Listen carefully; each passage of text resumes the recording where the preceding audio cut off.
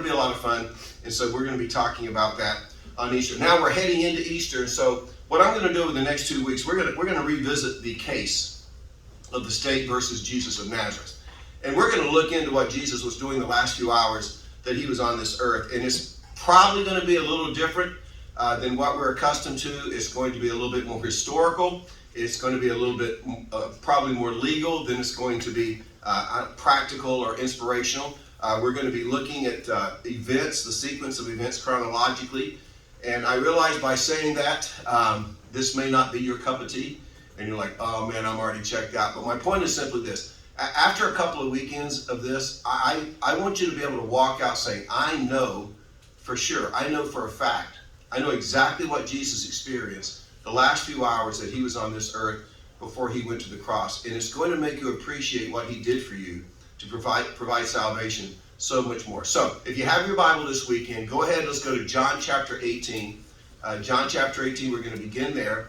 And let me just tell you, there are actually 2 dates if you do the historical research. And you may wonder why we celebrate Easter in April. There are 2 dates as to when Jesus was crucified.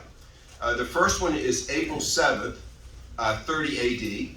The second one is April 3rd, 33 AD. And you can do the research yourself. Both dates have really, really strong reasons why it could be that date. I actually think after doing the research, it probably took place on April 7th, 30 AD. But regardless of which date you pick, we're looking at about a 9-hour period of events, and we're looking in the order of which they occurred. Now, unfortunately, no one gospel writer records each one of these events. And so we kind of have to piece them together. You got to remember, the gospel writers had different perspectives on what was going on. The same events, but different perspectives. Matthew wrote to the Jews. Luke wrote to the Greeks. Mark wrote to the Romans. John wrote to present God as Jesus as the Son of God, and so the Son of Man. So they all had a different perspective, and so they covered different events. So we're going to have to jump around, and over the next couple of weeks, we're going to be in Matthew, Mark, Luke, and John. But we're going to begin in John chapter 18 this weekend. And to understand the scene that we're walking into, regardless of whether you think the date of the crucifixion was April 7th, 30 AD, or April 3rd, 33 AD, you have to back up about 3.5 years to just a really, really, really ugly group of religious men who kept their eyes on Jesus during his earthly ministry. In fact, from the day that Jesus went public with his ministry, these guys hated him. And over time, that hatred finally grew to the point they just wanted him dead. And I'm convinced that they thought about it during the daytime when they were walking around. I'm convinced they dreamed about it at night.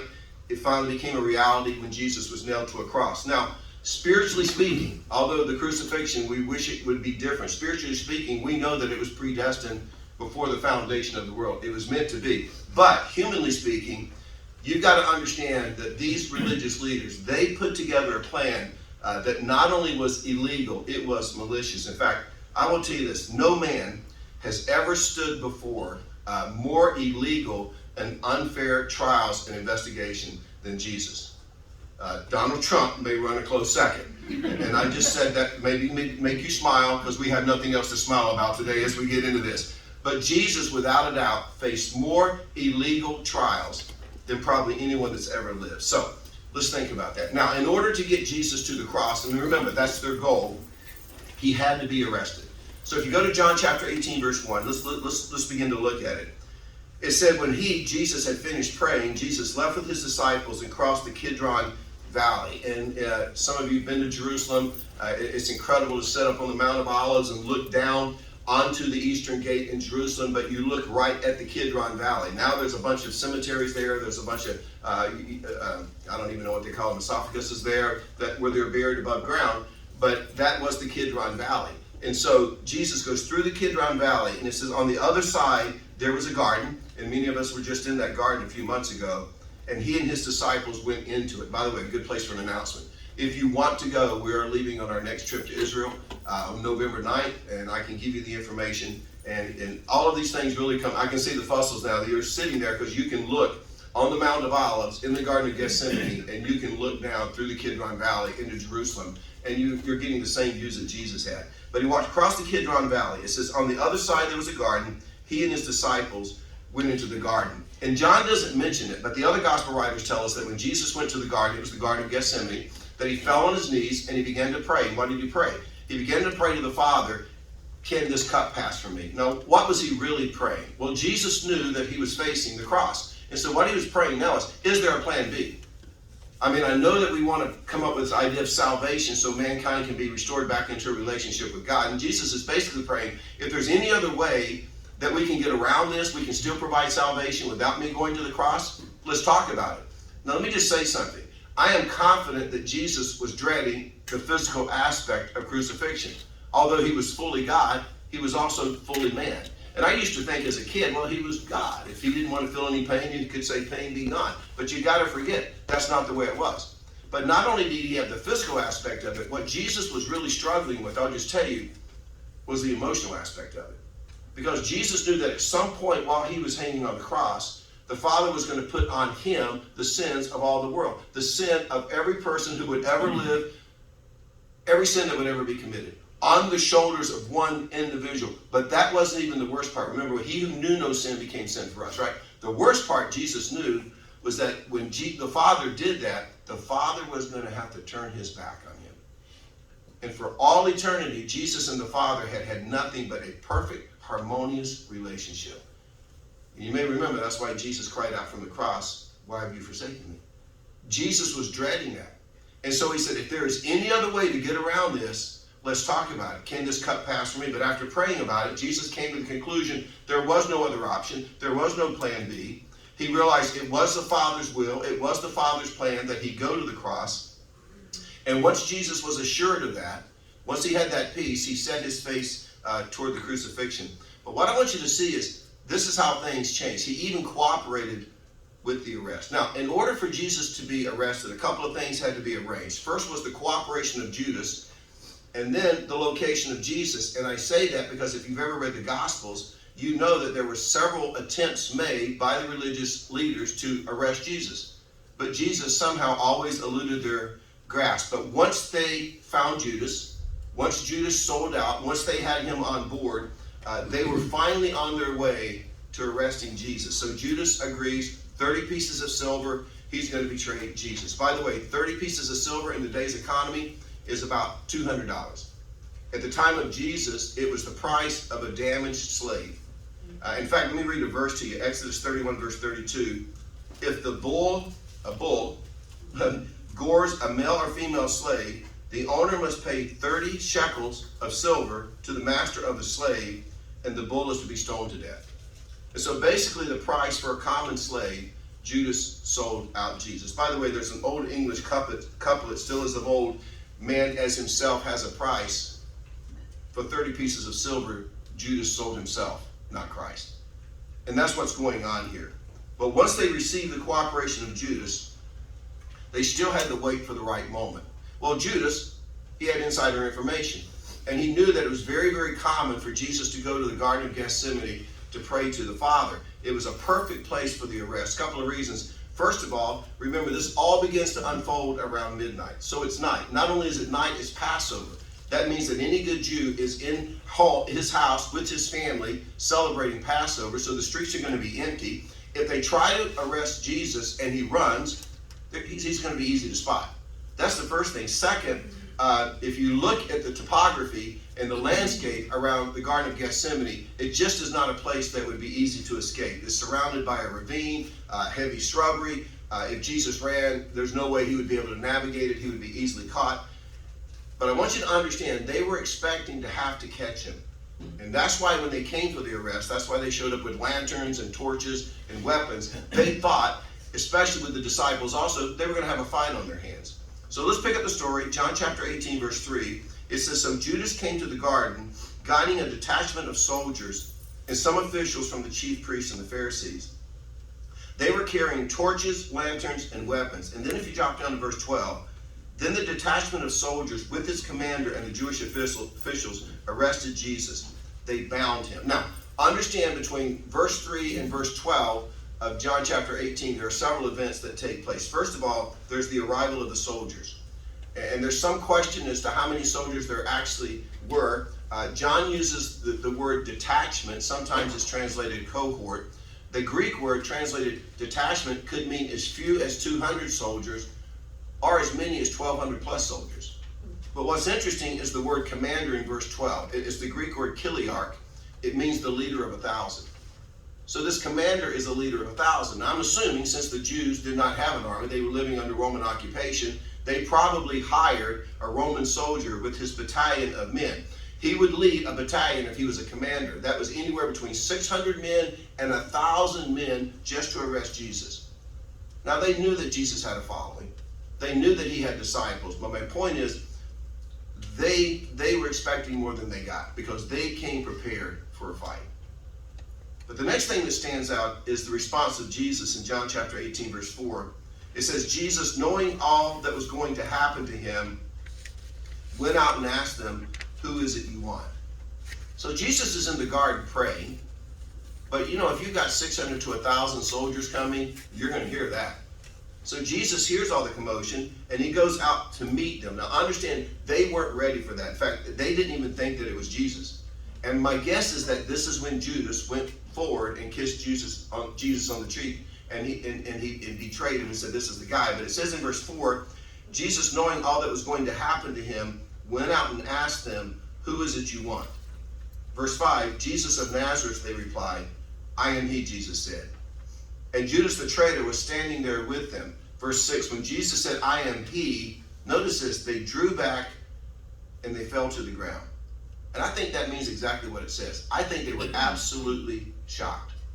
I think that they were certain that Jesus wouldn't be easily apprehended. But what they didn't know is that in the Garden of Gethsemane, Jesus has now accepted the reality of the cross. He's already submitted himself to it. So he's basically, hey, don't look any further.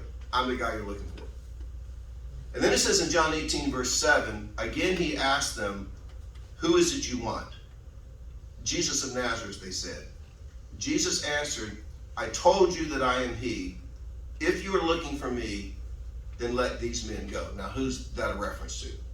It's a reference to the disciples. Remember, the other gospel writers tell us that the disciples went to Jesus. He told them to just wait outside and pray, and he kept checking on them. They kept falling asleep. Great disciples, right? But it's a reference to the disciples. And so you got to be impressed by the response of Jesus in this situation.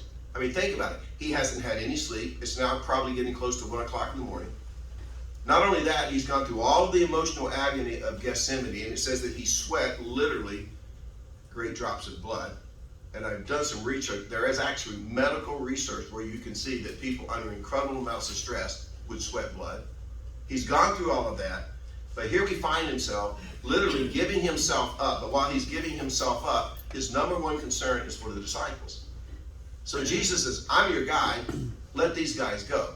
And the other gospels tell us that at this point, the disciples fled. At this point, they deserted Jesus. But what I want you to understand is from here on out, Jesus, what he's going to go through, he's going to go through all by himself.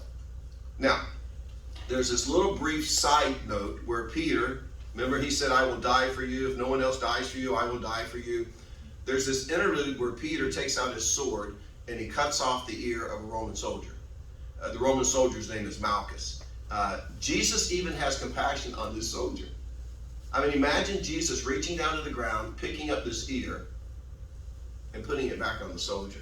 First of all, do you think it got the rest of the soldiers' attention? I'm not sure that would have been my response. I would have fed it to the closest dog, maybe, or thrown it to Egypt. But I doubt I would have put it back on. But even in this situation, because of his compassion, Jesus is still being Jesus. And Jesus is taking care of those that arrested him. Now, the final aspect of the arrest, John chapter 18, verse 12, then the detachment of soldiers with his commander and the Jewish officials arrested Jesus. Understand, from this point on, Jesus is never freed again. He is nothing more than a piece of meat in the hands of some really, really, really angry people. You got to understand, see, in their minds, he's not the Son of God. We see him that way. In their minds, he's a troublemaker. In their minds, he's an insurrectionist. In their minds, he's a liar. He's a phony. He's a fake. He's stirring up trouble. So when they arrest him, they want him to know he's no longer free. Jim Bishop has written a little book. I missed my old little stool that I could keep things on.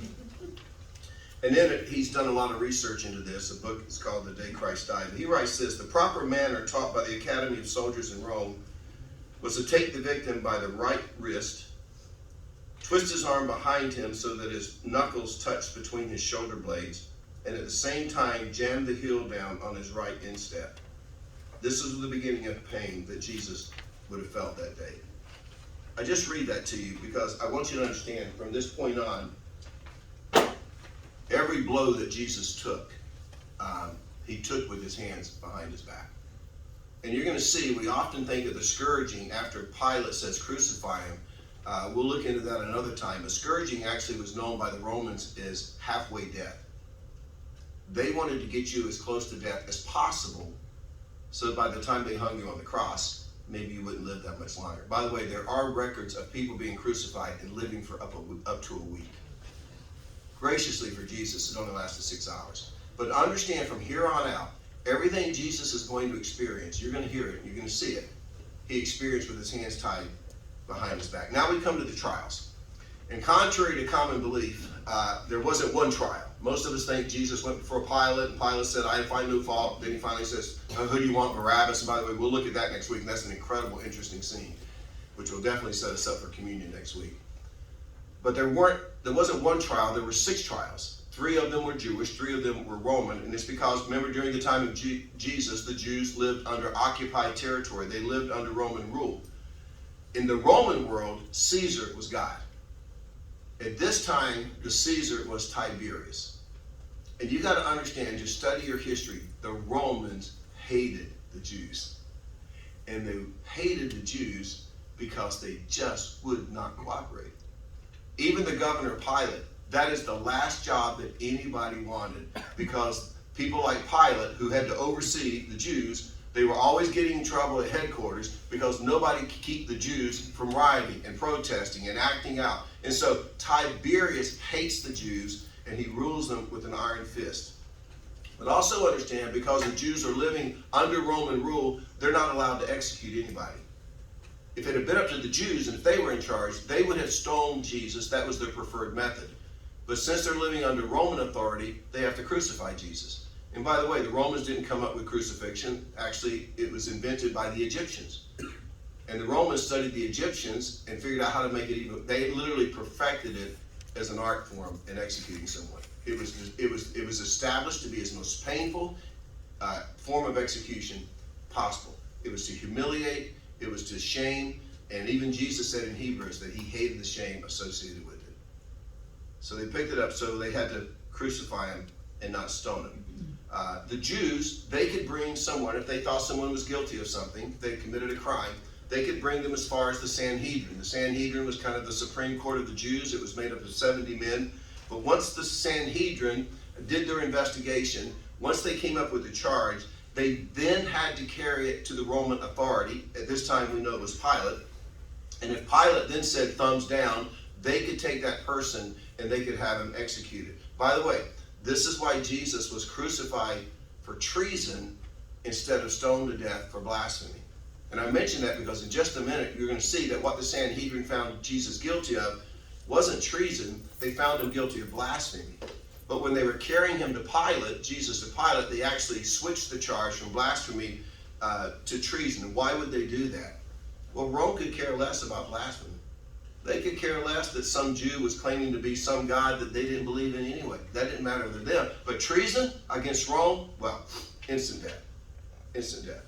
Now, before I share with you the trials, let me just share with you a little bit about Jewish regulations regarding the trials, and then you'll see the illegalities as we go through the story. Here's the first one.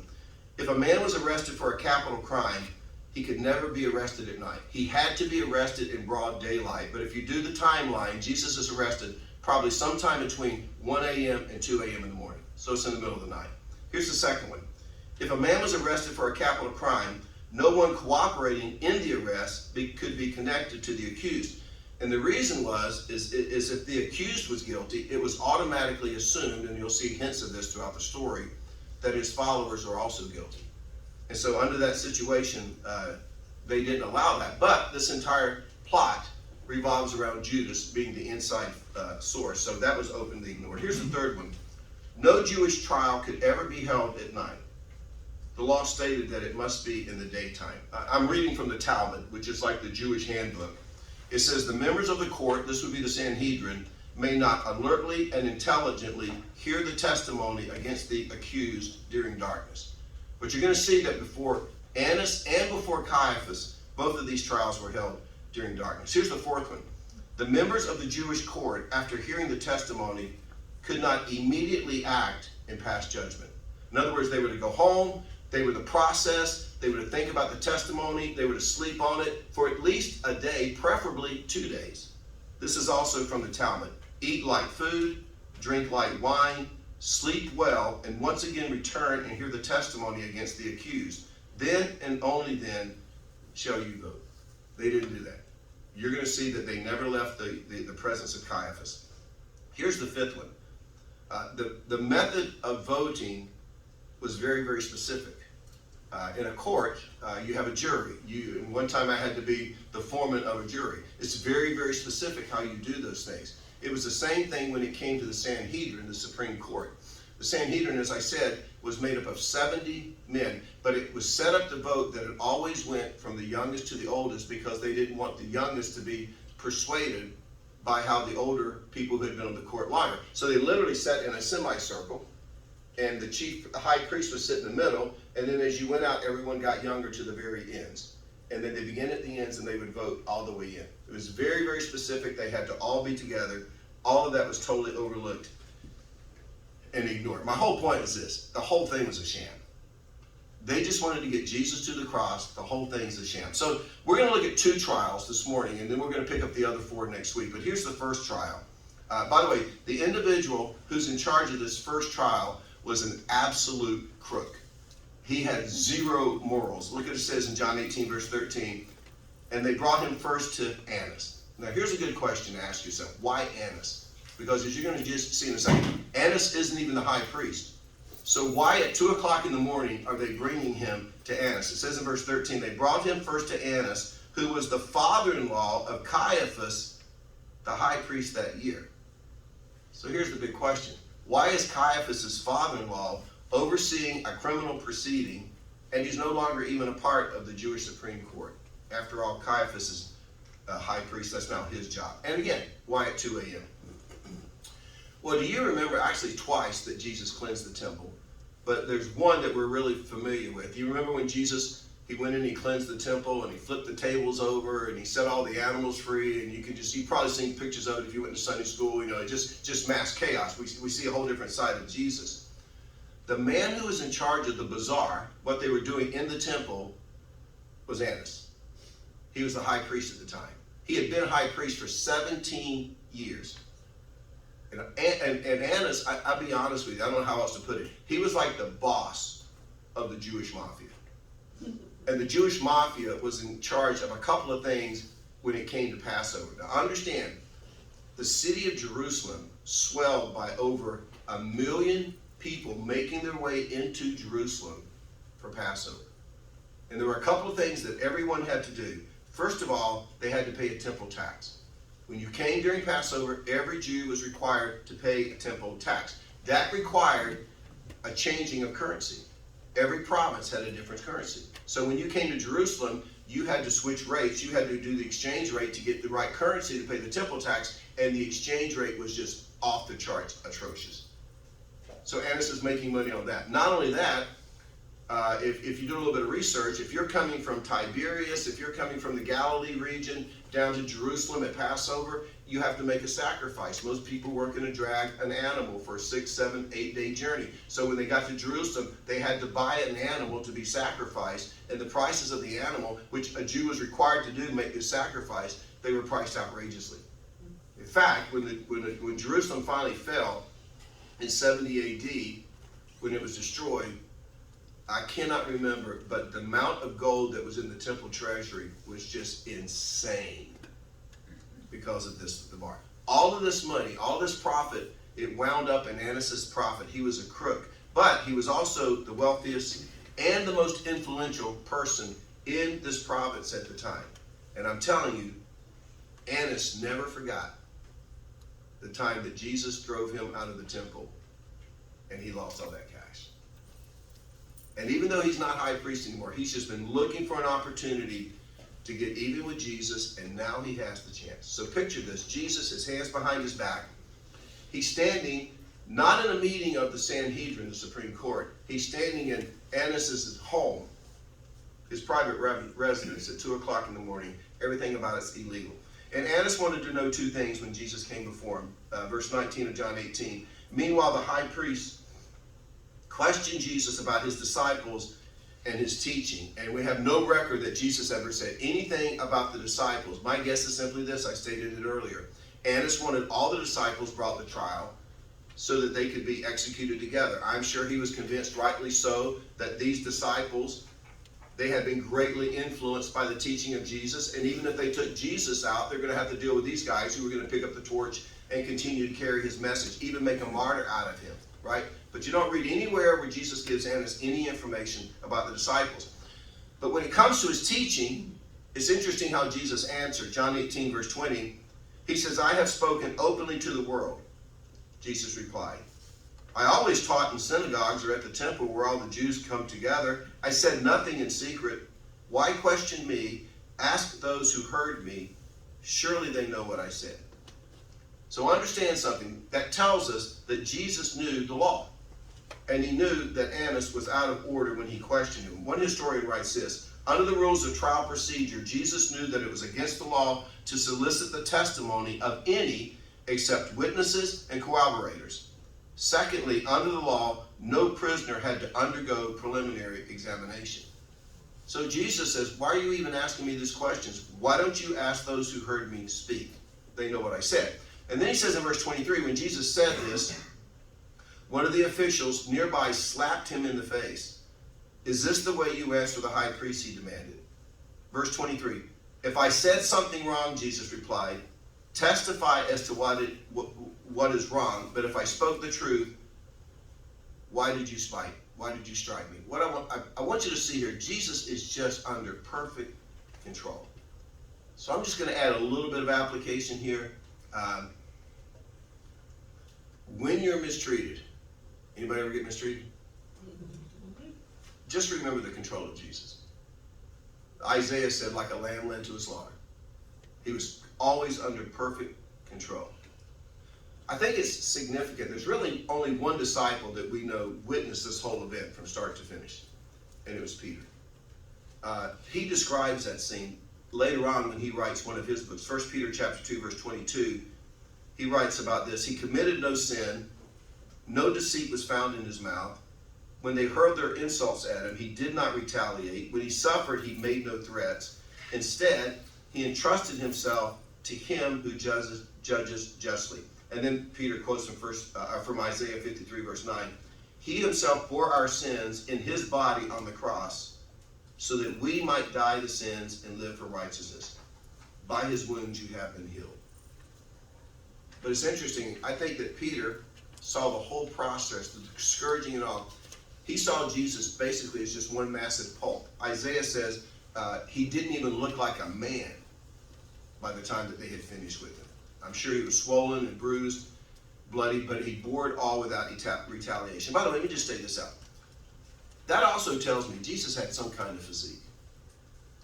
When I was growing up, and they've done a better job, but every time you saw a movie that portrayed Jesus, he was a shrimpy little guy, kind of this, glassy eye, like he's stoned, basically, meek and mellow. And I just started watching The Chosen. I love the way they portray Jesus. He's like a head taller than everybody else. He's got a great sense of, I've always said, Jesus gets a bummer. Jesus had to have been one of, if not the most winsome person that has ever lived. Yeah, we just think he kind of went like he was in a bad mood, just correcting people. But I think he laughed. In fact, if you really get into some of the things that Jesus said, there's incredible humor in what Jesus said, where I think the crowd was just rolling. And one of these days I'll point some of those things out to you. But this was some meek little milquetoast dude would not have been able to endure what Jesus endured. And he endured it all. By the way, with his hand bound behind his back, he takes the punches of grown men. We never read anywhere where he lost consciousness. And by the way, Jesus never fell under the cross. That is not in the Bible. That's Catholic tradition. It helped them come up with one of their Stations of the Cross. When you go to Jerusalem, you'll go through it and you'll see the point where Jesus fell. There's nowhere in Scripture where it says Jesus. Now, someone came and helped him, but it never ever says that Jesus asked for it or collapsed under the weight of the cross. So, without sleep, with all these beatings, he endured everything from Gethsemane all the way up to the cross. Well, Annas, he can't get anywhere with Jesus. He's left speechless because Jesus won't cooperate. So now they carry him off to Caiaphas, who actually is the high priest for the second trial. Let's pick it up in Mark 14, verse 53. They took Jesus to the high priest, and all the chief priests, the elders, and the teachers of the law came together. So finally, we have the Sanhedrin together. Verse 54, Peter followed him at a distance, right into the courtyard of the high priest. There he sat with the guards and warmed himself at the fire. The chief priests and the whole Sanhedrin were looking for evidence against Jesus so that they could put him to death, but they did not find any. Listen to this. Many testified falsely against him, but their statements did not agree. Then some stood up and gave this false testimony against him. We heard him say, I will destroy the temple made with human hands, and in 3 days will build another not made with hands. Verse 59, yet even then their testimony did not agree. So Caiaphas has got a problem. He's got all these liars testifying, trying to get Jesus to the cross. They can't agree. And he needs to get Jesus to Pilate. He wants to get him to Pilate. He's got his father-in-law breathing down his back. His father-in-law wants him killed. But Caiaphas is sitting there thinking, I have no witnesses whatsoever. So what does he do? He talks to the accused, and it's illegal. Look what he says, Mark 14, verse 60. The high priest stood up before them and asked Jesus, are you not going to answer? What is this testimony that these men are bringing against you? But Jesus remained silent and gave no answer. But then what's interesting is, right after he gave no answers, Jesus answered. And if you were reading this, especially out of Mark, you would wonder, well, why does Jesus not answer? But then it says that he answers the next verse. Well, Matthew tells us in his gospel, Matthew chapter 26, verse 63, that right before Caiaphas asked them this question, this is what it says in Matthew 26, verse 63. Caiaphas says to Jesus, I charge you under oath by the living God, tell us if you are the Messiah, the Son of God. Now understand, when any Jew, especially a pious religious Jew, heard that, that Jew was obliged to answer. Under oath, they could not plead the fifth. They could. Now Jesus can't say, don't talk to me, talk to witnesses. He cannot plead the fifth. He has to answer. So you'll notice Jesus' response in the very next verse, verse 62. I am, said Jesus, and you will see the Son of Man sitting at the right hand of the Mighty One, coming on the clouds of heaven. Well, that sounds like he's saying that he's God, doesn't it? Right. What he's doing is he's laying a prophecy on Caiaphas that Caiaphas can't handle. And in good legal fashion, Mark 14, verse 63, it says, the high priest tore his clothes. Why do we need any more witnesses? He asked.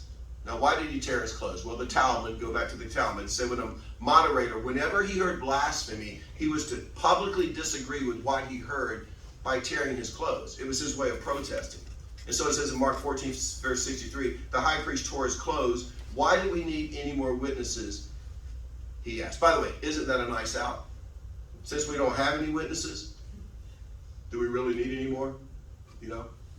And so it says in verse 64, Caiaphas says, you have heard the blasphemy. What do you think? They all condemned him as worthy of death. Then some began to spit at him. They blindfolded him. They struck him with their fists and said, prophesy. And basically they were saying, they blindfolded him. Hey, you're so cool. Tell us who hit you. Tell us who hit you. Tell us who hit you. Prophesy. And then the guards took him and beat him.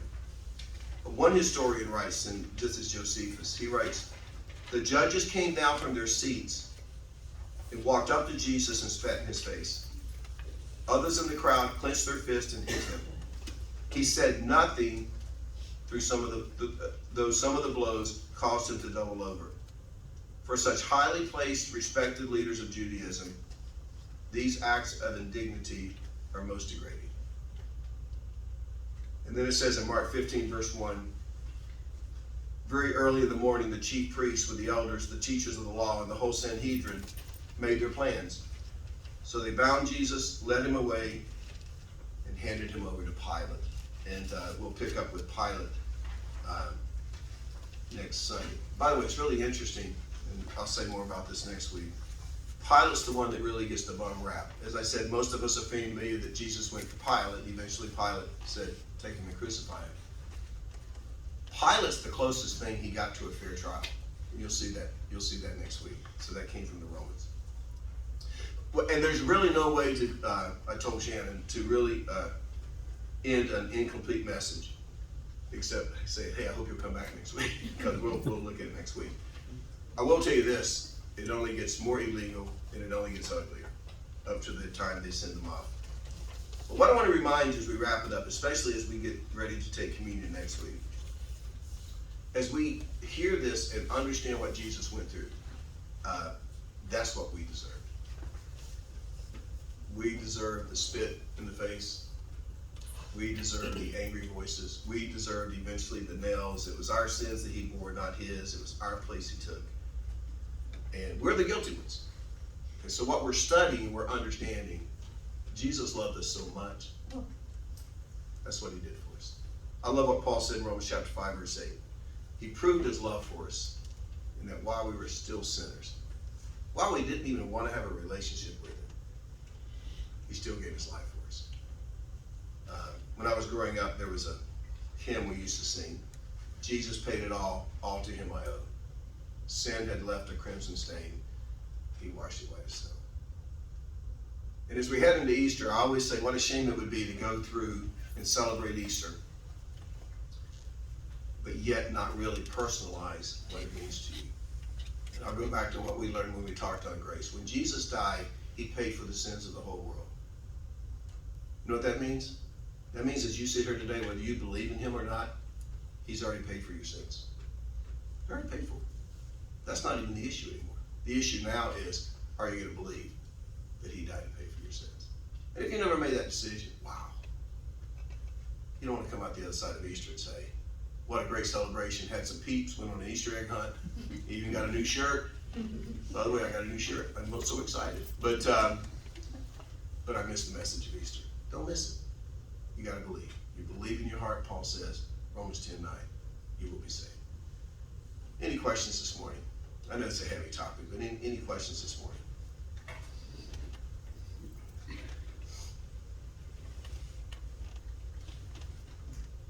All right. Well, then we'll eat donuts. Let me pray. How about that? Father, thank you for bringing us here this morning, and it is sobering when we think of what Jesus actually went through. And knowing all along when he came to this earth that was every step he took across Judea. He knew ultimately this is where it ended. And he went through with it. And we thank you for that. And Father, this doesn't even include the beating and the scourging and the cat of nine tails and the humiliation of hanging on a cross. And it doesn't even include that. But Father, he was focused on us. For God so loved us. That God so loved Mike Lee. He gave his only son. And Father, when we personalize it that way, we realize just how much you love us. And so we thank you for the gift of your son. And as we go through these holidays, it's a beautiful time of the year. It's spring and beach houses are opening up and great trips are planned. And Father, we thank you for the opportunity to do that. But help us pause at some point and just say thank you. Thank you for what you did for us. And I thank you for these individuals for being here today, and pray you just give them a great, great afternoon in your name. Amen. All righty. Good to see you guys this morning, and let's hang out for a while, and I'll see you next week.